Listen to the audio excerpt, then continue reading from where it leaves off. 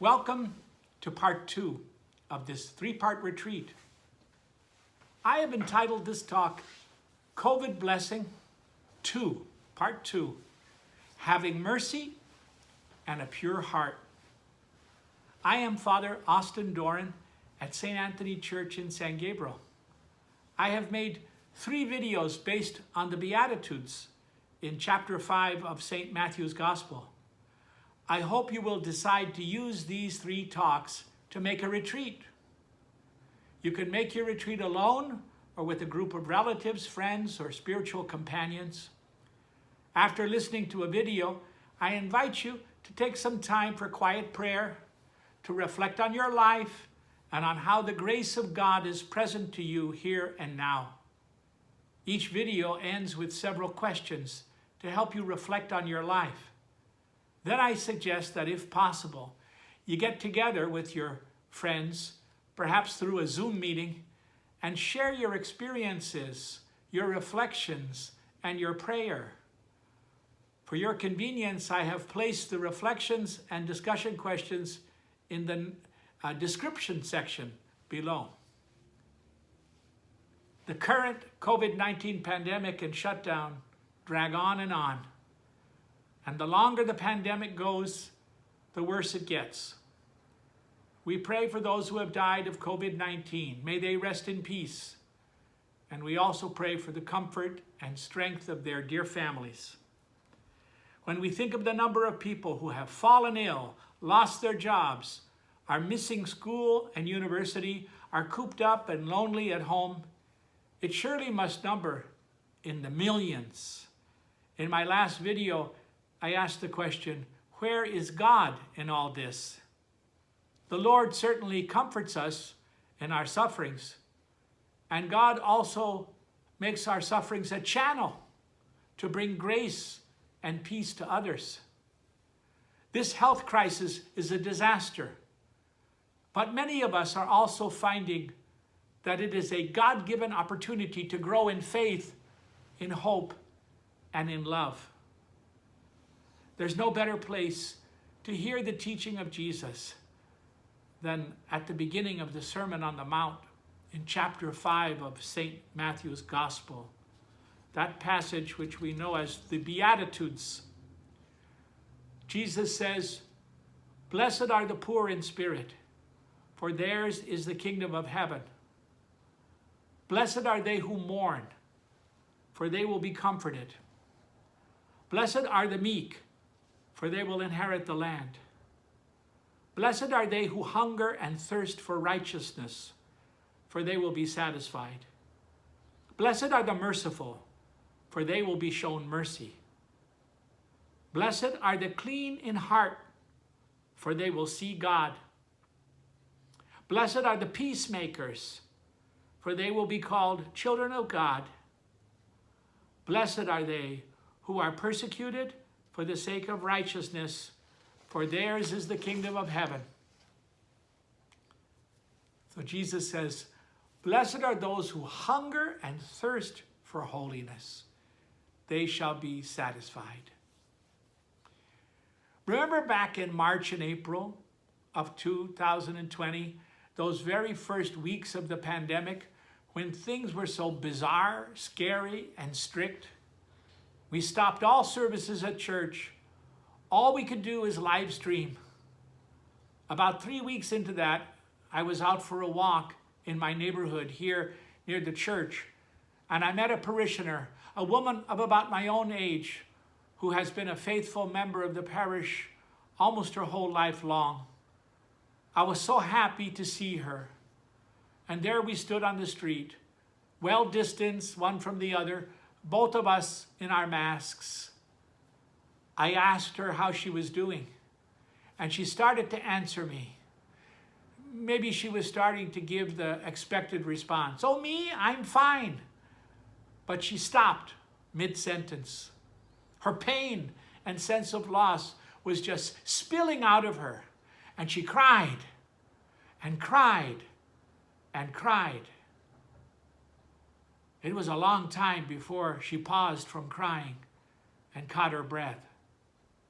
I asked her, "What is it?" She said, I miss my visits to the Lord at church. I miss receiving Holy Communion. I miss being with everyone at Mass. It was as if she was spiritually starving, so hungry to nourish her soul on Christ at church. This woman is an intelligent believer, and she knew that the Lord was also with her at home. She didn't need me to tell her that. But she was hungry for him in the sacrament of the altar. She was missing her spiritual home, the church. Since we started having Masses, I've seen so many parishioners receive communion for the first time in weeks or months. And the joy on their faces has been palpable, radiant, almost tangible.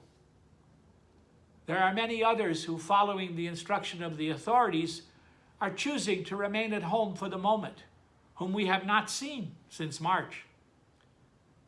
I can only imagine how spiritually hungry some of them are feeling.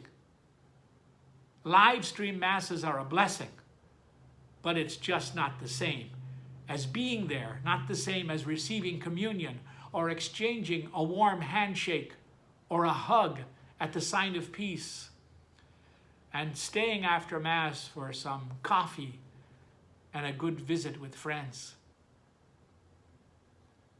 What will happen at our parish communities once all these restrictions are finally lifted? Some folks may choose not to return to church. They may discover that they really don't feel like they need it. But many others in these months of being away have come to experience and to understand as never before their own powerful hunger and thirst for holiness. Maybe you share that hunger and thirst for Christ as we experience him at church. Or it could be that your sacred longing for God takes another form. You could be praying for the day when you can be with your grandchildren and actually hold them in your arms. You may be yearning to travel freely, to get on a plane with confidence and to go see your loved ones far away. Or you could be counting the days until you can share not just a Zoom call, but a long and blessed embrace with a most cherished friend.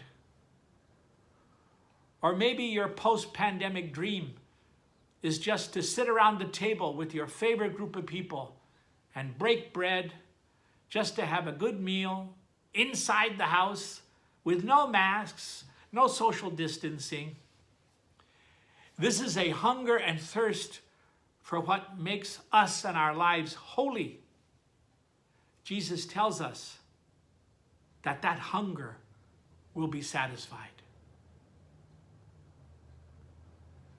Do you know that Jesus hungers and thirsts for us?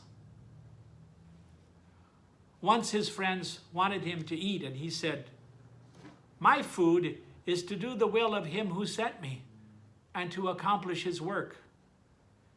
In other words, what nourished him was loving us, helping us, saving us. We are his food and drink. On the cross, Jesus said, "I thirst." No doubt Jesus, just as he was about to die, experienced a raging physical thirst. But in that very moment of our salvation, he was also thirsting for me and thirsting for you. Nobody explains this better than Mother St. Teresa of Calcutta.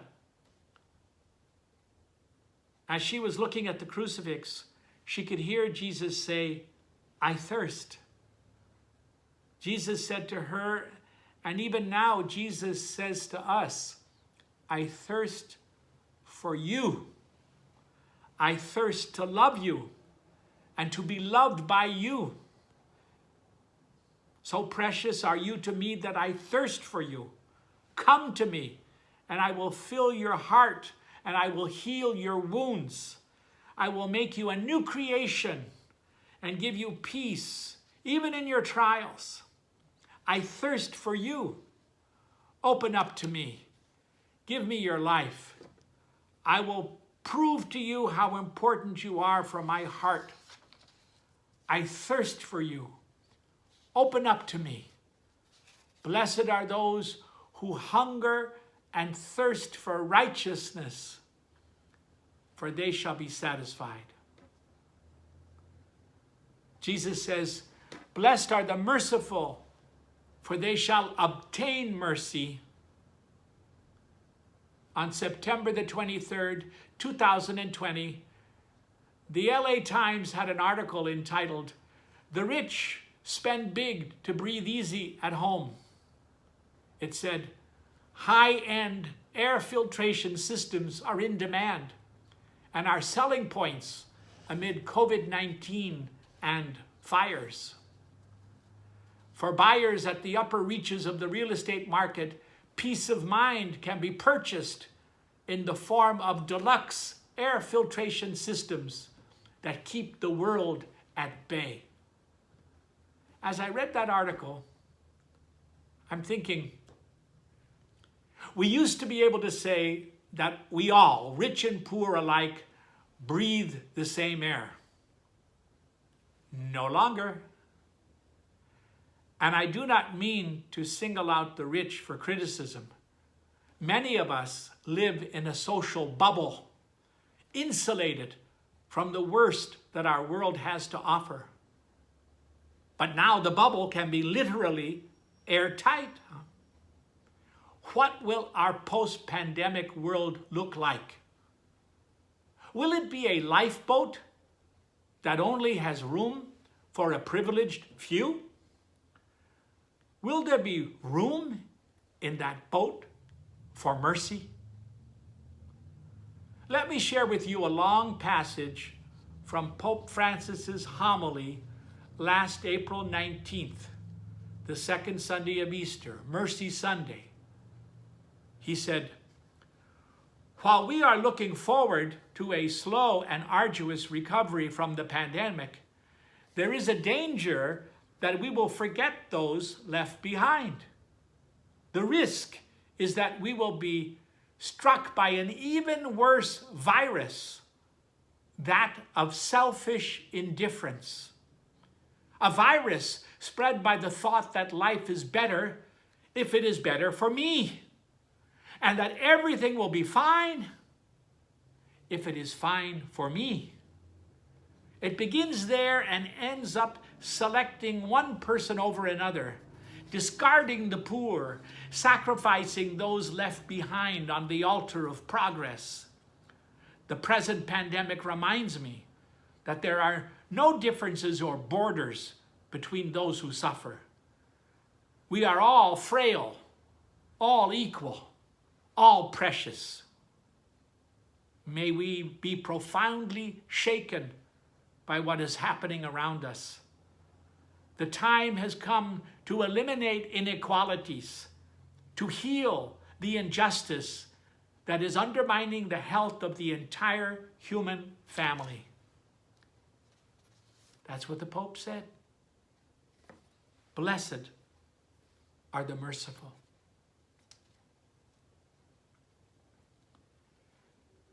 Jesus also says, blessed are the pure of heart, for they shall see God. When I was 19 years old in college at USC and trying to find my way in life, I was browsing in the library and spotted a book with a title that spoke right to my life situation at that moment. The book was entitled, Purity of Heart is to Will One Thing. And it was written by the Swedish philosopher Søren Kierkegaard. The book offers a long and intense examination of conscience. It challenges us to ask the question, what am I looking for in my life? And what am I going after in my life? Does my life have a single focus that makes it worth living? Or am I just drifting along, drawn this way and that by the latest trends, by the opinions of others, or by my own constantly changing desires? Now, that was just the right book for me at that time. It gave me courage and made me think about the meaning and the direction of my life. The New Testament, in several places, talks about the importance of having a clean heart or a pure heart. Now, in the Bible, the opposite of a clean heart is not a dirty heart. No, the opposite of a clean heart is a divided heart. That is, to be double-minded rather than single-minded. The opposite of a pure heart, which wills one thing, is to choose two different conflicting things at the same time, or not to choose at all and just move from one thing to another. For example, if we think of a married person who is also having an affair with another person on the side, in biblical terms, that is to be double-minded.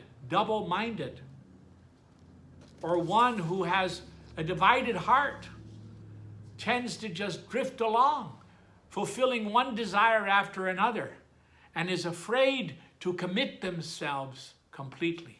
Afraid to commit themselves completely.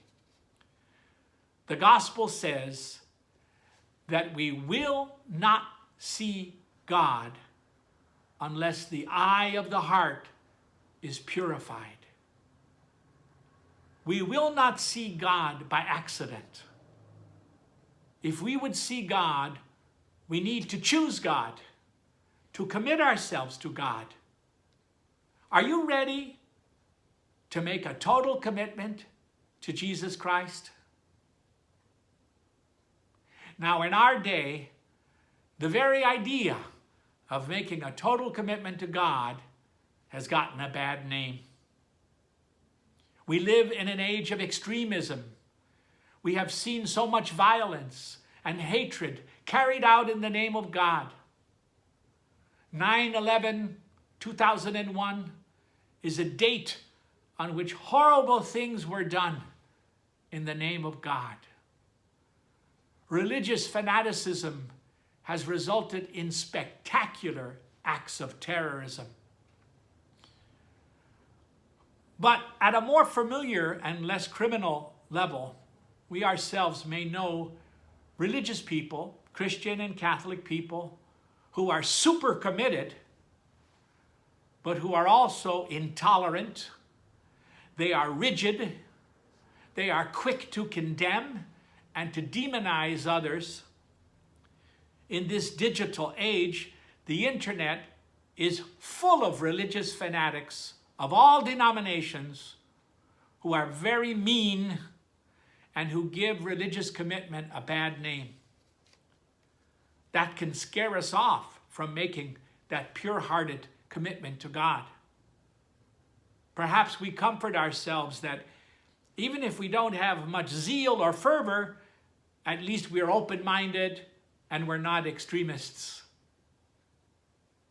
Jesus certainly does not want us to be fanatics.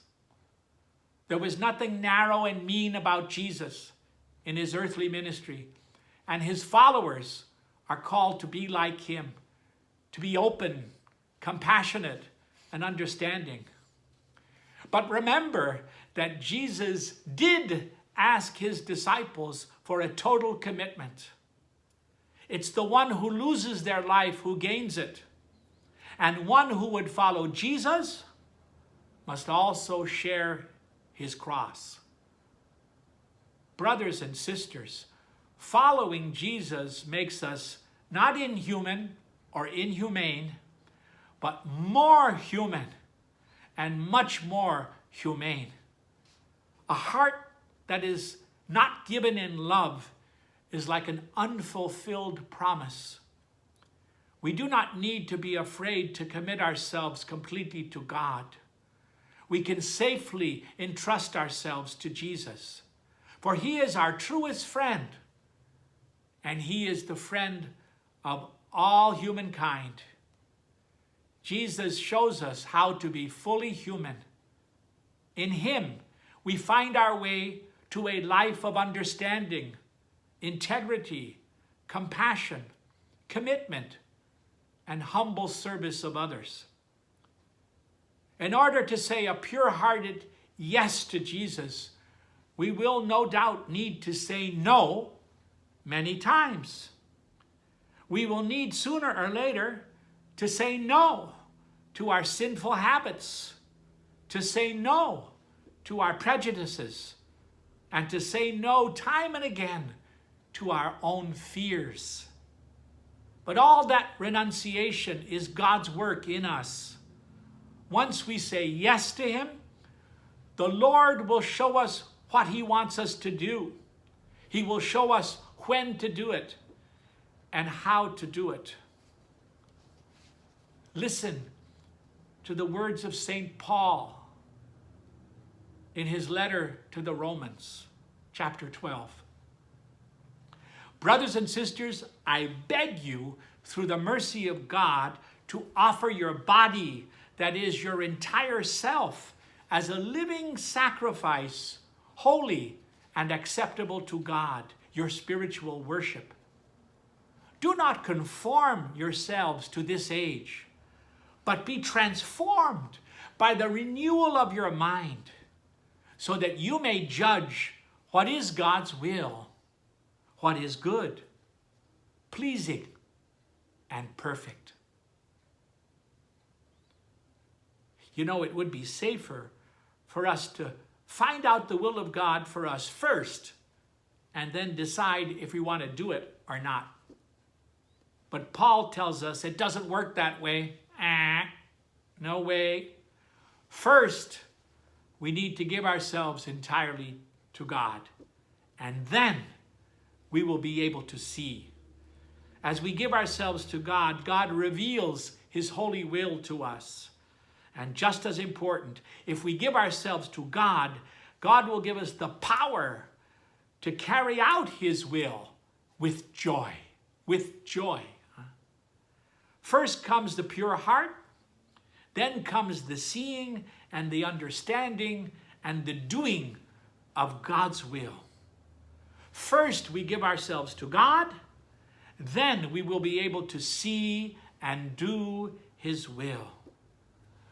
Blessed are the pure of heart, for they will see God. If today I say yes to Jesus, and I say that yes with my whole heart, I will see better. I will. Here are some reflection questions you may want to think about and then share with family and friends. What are the people, places, and things I am missing most during the pandemic? Has this time of sacrifice helped me to understand and appreciate these blessings more? The Pope hopes that we will be profoundly shaken by what is happening around us. What is happening around you? Do you feel profoundly shaken?